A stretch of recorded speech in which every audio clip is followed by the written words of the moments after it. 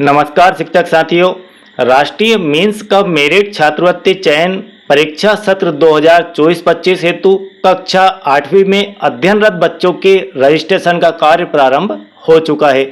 Registration की प्रक्रिया बहुत ही आसान है, लेकिन आपको रजिस्ट्रेशन या बच्चों के आवेदन भरते समय बड़ी ही सावधानी से यह कार्य करना है। मैं सावधानी से फॉर्म भरने की बात इसलिए कह रहा हूं क्योंकि गत वर्षों में शिक्षकों ने नेशनल मेंस कब मेरिट स्कॉलरशिप एग्जाम के फॉर्म भरते समय पोर्टल पर यथा समय आज के समय जो जानकारियां उपलब्ध है उन्हीं जानकारियों को आधार मानकर बच्चों के रजिस्ट्रेशन कर दिए, बच्चों के आवेदन कर दिए। इसके बाद वार्षिक परीक्षा से पूर्व आपको आरएस के द्वारा निर्देशित किया जाता है कि यदि किसी बच्चे के नाम में गलती हो, यदि किसी बच्चे के पिता के नाम में गलती हो, यदि किसी बच्चे के डेट ऑफ बर्थ में सुधार करना हो तो आप सुधार कर सकते हैं। तो उस समय आप बच्चे के नाम में, बच्चे के माता के नाम में और बच्चे के पिता के नाम में सुधार कर देते हैं। उस सुधार के आधार पर जो बच्चों की अंक सूची आती है उसमें भी सुधार हो जाता है। अब इधर NMMS एग्जाम में जो आपने बच्चों के आवेदन भरे उनसे उनका रिजल्ट आता है और वह उनकी अंक सूची से फिर मैच नहीं हो पाता है। तो यहाँ पर शिक्षक और बच्चे दोनों कक्षा 9th में जब बच्चा पहुंच जाता है तब परेशान होते रहते हैं। तो यह कार्य आपको बड़ी ही सावधानी से करना है। मैं आज के वीडियो में आपको NMMS एग्जाम के सही फॉर्म कैसे भरना है इसकी प्रॉपर जानकारी दूंगा। इसके बाद बच्चों के नाम, पिता के नाम, माता के नाम, उनकी डेट ऑफ बर्थ में कैसे सुधार करना है यह भी जानकारी आपको यहां से मिल जाएगी। आप जब आवेदन भरते हैं बच्चों का, जब आप रजिस्ट्रेशन करते हैं ऑनलाइन, उस समय आपको बच्चों के फोटो के साथ में उनके सिग्नेचर भी वहां पर फिल करना होते हैं। तो किस प्रकार से आप उन बच्चों के फोटो को 3 MB की फाइल में कन्वर्ट करेंगे, बिल्कुल आसान तरीका मैं आपको यहाँ पर दिखाऊंगा। खाली आवेदन कैसे आपको डाउनलोड करना है यह जानकारी भी यहाँ से आज आपको मिल जाएगी। इसके बाद ऑनलाइन आवेदन के बाद आपको ऑफलाइन अपने संकुल के ऊपर भी आवेदन जमा करना होते हैं। तो उसकी कॉपी शायद आपके पास नहीं होगी, तो कौन से फॉर्मेट में आपको संकुल पर यह जानकारी ऑफलाइन जमा करना है यह जानकारी भी आज आपको मैं यहाँ पर दूंगा। और नेक्स्ट और लास्ट रहेगी national means cum merit scholarship exam में आवेदन के लिए कौन कौन से बच्चे पात्र हैं, किन किन बच्चों का क्या क्या क्राइटेरिया रखा है इस एग्जाम में बैठने के लिए, तो वह जानकारी भी आपको यहां से मिल जाएगी। तो चलिए स्टार्ट करते हैं आज का हमारा सब्जेक्ट। इस कार्य को करने के लिए सबसे पहले आपको अपना गूगल ब्राउजर ओपन करना होगा। गूगल ब्राउजर ओपन करने के बाद आप लिखेंगे वहां पर rskmp.in। यह टाइप करने के बाद आप करेंगे सर्च। सर्च करते ही आपको कुछ इस प्रकार का एक पेज ओपन होकर मिल जाएगा। इस प्रकार के पेज में आप पहला ही ऑप्शन यहां से सिलेक्ट कर लेंगे। जैसे ही आप पहला ऑप्शन सिलेक्ट करेंगे वैसे ही आपके पास लॉगिन का पॉपअप विंडो ओपन हो जाएगा। यहां पर आपको यूजर आईडी और पासवर्ड और साथ में कैप्चा कोड एंटर करना होता है। तो यदि आप यूजर आईडी नहीं जानते हैं कि यहां पर क्या फिल करना है तो मैं आपको बता दूं कि यूजर आईडी में आपको अपना BH नंबर और पासवर्ड में आपको अपनी डेट ऑफ बर्थ डालना है और यहां पर कैप्चा कोड के बाद आप हो जाएंगे लॉगिन। लॉगिन होने के बाद आप पहुंच जाएंगे RSK के होम पेज के ऊपर। RSK के होम पेज पर पहुंचने पर आपको यहां पर काफी सारे ऑप्शन दिखाई देंगे। इन ऑप्शनों में चूंकि हमें राष्ट्रीय मेंस कब मेरिट छात्रवृत्ति चयन परीक्षा हेतु छात्रों का रजिस्ट्रेशन करना है तो हम उसी ऑप्शन को यहां पर चूज करेंगे। जैसे ही आप इस ऑप्शन को चूज करेंगे यहां से वीडियो बहुत ही महत्वपूर्ण हो जाता है साथियों, तो बिना स्किप के पूरी प्रक्रिया आप समझ लीजिए, अदरवाइज थोड़ा सा आपको परेशानी का सामना इन फ्यूचर करना पड़ सकता है। तो यहां पर 4 ऑप्शन दिए गए हैं, registration, guideline, student data sync with शिक्षा पोर्टल एंड रिपोर्ट। आपको यहां पर चारों ऑप्शनों का मतलब पता होना चाहिए। रजिस्ट्रेशन में आप यदि जाएंगे तो यहां से आप बच्चों का रजिस्ट्रेशन कर पाएंगे। गाइडलाइन में आपको सारा कुछ यहाँ पर दिया होता है कि किन बच्चों का आप रजिस्ट्रेशन कर सकते हैं, उनका क्या क्या क्राइटेरिया है, और इस नेशनल मेंस कम मेरिट छात्रवृत्ति की परीक्षा के बारे में पूरी जानकारी आपको गाइडलाइन में मिल जाएगी।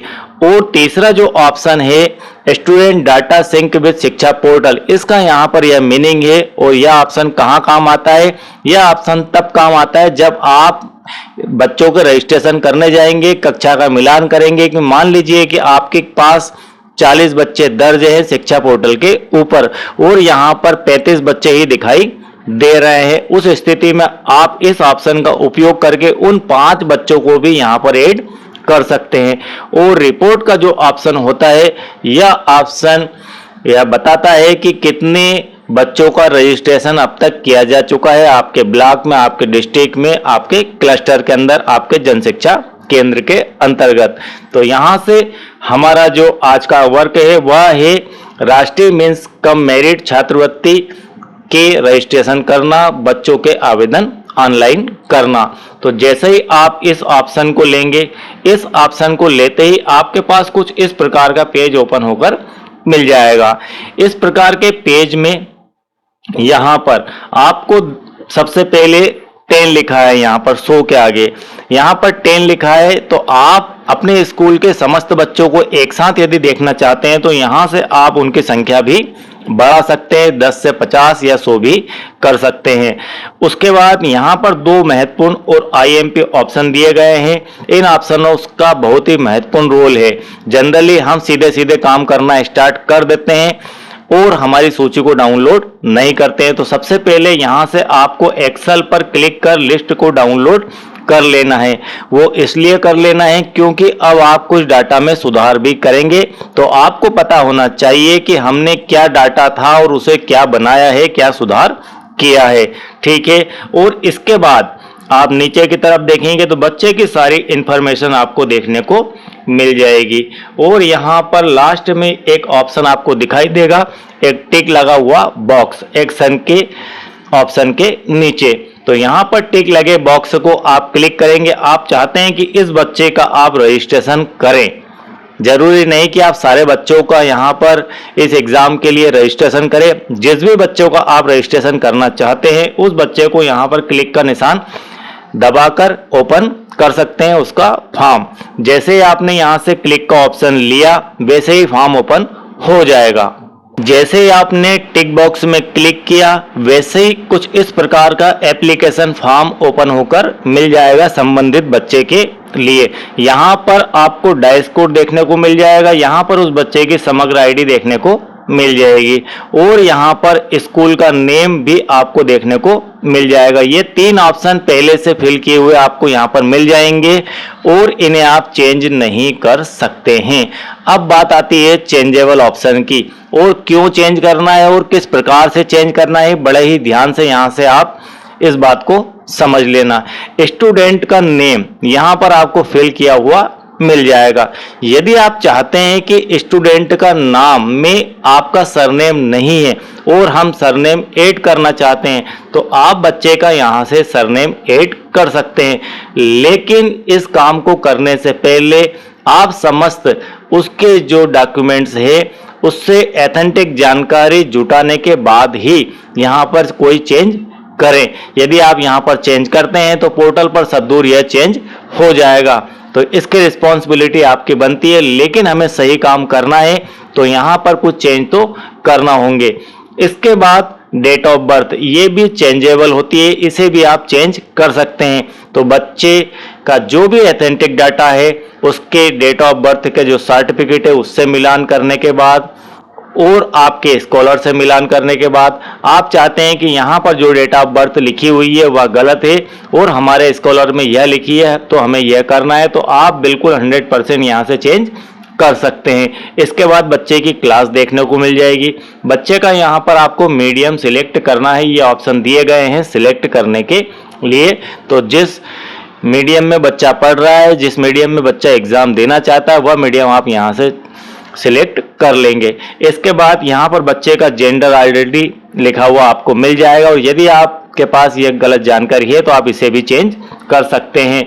और इसके बाद यहाँ पर बच्चे की कैटेगरी आपको चूज की हुई ऑलरेडी मिल जाएगी, ठीक है, यह भी नॉन चेंजेबल ही होती है। नेक्स्ट है, क्या दिव्यांग श्रेणी में आरक्षण हेतु 40% या इससे अधिक दिव्यांग है। यहाँ पर आपको दो ऑप्शन देखने को मिलेंगे, एक आपको दिखेगा यस का, एक आपको दिखेगा नो का। यदि आप यस ऑप्शन का उपयोग करते हैं तो यहाँ पर दिव्यांगता की श्रेणी के ऑप्शन यहाँ पर खुल जाएंगे, और यदि आप नो यहाँ से चूज करते हैं तो यहाँ पर सारे ऑप्शन लॉक ही रहेंगे। इसके बाद कक्षा 7वीं में ग्रेड, आपका बच्चा इस समय कक्षा 8 में है, तो किस ग्रेड से पास होकर कक्षा 8 में आया है वह ग्रेड का चुनाव आपको यहाँ से कर लेना है। और यहाँ पर आपको आधार नंबर अनिवार्यता फिल करना ही करना है। यदि आप इसे फिल नहीं करेंगे तो आपका फॉर्म सबमिट नहीं होगा, तो बच्चे के आधार नंबर की जानकारी आपको जुटा कर रखना है। इसके बाद पेरेंट्स डिटेल में पिता का नाम, पिता के नाम में यदि कोई बच्चा या कोई पेरेंट्स संशोधन चाहते हैं, आपके स्कॉलर अनुसार यदि यह नाम नहीं लिखा हुआ है तो आप यहां पर संबंधित के डॉक्यूमेंट्स का मिलान करने के बाद यह परिवर्तन कर सकते हैं। इसके बाद पिता की एजुकेशन, पिता की शिक्षा, तो यहां पर आपको 9 प्रकार के ऑप्शन देखने को मिल जाएंगे एजुकेशन के स्टेटस में। उनमें से कोई एक जो भी पिता की शिक्षा है उस बालक की, वह आप सिलेक्ट यहां से कर सकते हैं। इसके बाद नेक्स्ट है पिता का व्यवसाय, तो पिता के व्यवसाय में आप बालक के पिता क्या करते हैं, क्या कार्य करते हैं, वह चयन कर सकते हैं। और यही जानकारी माता के नाम के लिए भी है। जिस प्रकार पिता के नाम में आप चेंज करना चाहते हैं तो आपने डॉक्यूमेंट्स का मिलान किया, वही आपको प्रक्रिया अपने स्कॉलर अनुसार और संबंधित के जो भी लीगल डॉक्यूमेंट्स है उनके अनुसार जो आपको उचित लगता है वह आप माता के नाम में भी चेंज कर सकते हैं। इसके बाद माता की शिक्षा, तो पेरेंट्स की शिक्षा भी आपको यहाँ पर भरना है, पिता और माता की। और माता का व्यवसाय, यहाँ पर शिक्षा से अर्थ है कि उच्चतम दक्षता उनकी क्या है शिक्षा के क्षेत्र में, वो आपको लेना है। अब माता का व्यवसाय आपको यहाँ पर चूज कर लेना है, तो ये ऑप्शन सिलेक्ट करने वाले ऑप्शन है, इनमें से आपको कोई एक ऑप्शन सिलेक्ट करना है। पिता का मोबाइल नंबर आपको यहाँ पर फिल कर देना है। अभिभावक की वार्षिक आय, वार्षिक आय आप यहां से चूज कर लेंगे उसके डॉक्यूमेंट्स के आधार पर, और एड्रेस आप यहां पर लिख देंगे, ठीक है। इतना सब कुछ आपने कर दिया। अब थोड़ी सी समस्या यहां पर जरूर आपको आएगी, यहां से बड़ा ही ध्यान से आप 2 मिनट और लगेंगे, इस वीडियो को समझ लीजिए तो आपका काम बहुत ही आसान हो जाएगा। साथियों, यह काम आप यदि मोबाइल से करते हैं तो भी हो जाएगा, यदि आप डेस्कटॉप से करते हैं तो भी हो जाएगा, और यदि आप लैपटॉप या पीसी से करते हैं तो भी हो जाएगा। डेस्कटॉप से अर्थ है कि आप अपने मोबाइल को डेस्कटॉप साइट पर ले जाकर करें तो भी हो जाएगा। तो यहाँ पर आपको बच्चे का फोटो सिलेक्ट करना होता है, बच्चे का फोटो, और उसके साथ में सिग्नेचर भी होना चाहिए। अब किस प्रकार का आपका यहाँ पर फोटो और सिग्नेचर रहेगा, इसका सैंपल आप यहाँ से देख सकते हैं। सैंपल देखने के लिए यहाँ पर क्लिक करें, यदि यहाँ पर आप क्लिक करेंगे तो यहाँ पर आपको सैंपल देखने को मिल जाएगा। अब प्रश्न है कि इस चूज फाइल में बच्चे के फोटो के साथ सिग्नेचर हम कैसे लेकर आए। तो इस कार्य को करने के लिए आप ऐसा ब्लैंक व्हाइट पेज रख लीजिए। ब्लैंक पेज के ऊपर यहाँ पर आप बच्चे का फोटो रख लीजिए, फोटो के नीचे यहाँ पर बच्चे का कर लीजिए सिग्नेचर, ठीक है। यहाँ पर आप बच्चे का साइन ले लेंगे। साइन लेने के बाद आप इसका कैमरे के अंदर, आपका जो मोबाइल का कैमरा है उस कैमरे के अंदर फोटो कैप्चा करेंगे, फोटो खींचेंगे। फोटो खींचा आपने, फोटो खींचने के बाद फोटो तो बहुत बड़ा आएगा, उस बड़े फोटो में से आप इसे क्रॉप कर लीजिए। क्या करेंगे? क्रॉप।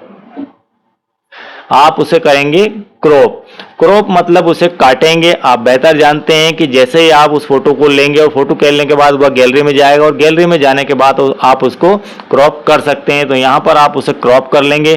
क्रॉप करने के बाद आप उसे इस साइज का बना लेंगे, ठीक है। क्रॉप हो जाएगा, ये बिल्कुल फिक्स साइज का ऐसा बन जाएगा।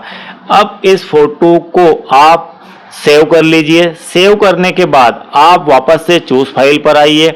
चूज फाइल में इस फोटो को सिलेक्ट कीजिए। जैसे ही आप इसे सिलेक्ट यहाँ पर करेंगे तो आपके पास यह फोटो यहाँ पर चूज ऑप्शन हटके और यहाँ पर इस प्रकार का फोटो लगा हुआ आपको मिल जाएगा। इस प्रकार से आप 3 MB का फोटो बना सकते हैं और बड़ी ही आसानी से इस कार्य को अपने मोबाइल से स्कूल में बैठकर कर सकते हैं। और इतना सब कुछ होने के बाद आप उस बच्चे की एप्लीकेशन को यहाँ से अपडेट कर सकते हैं।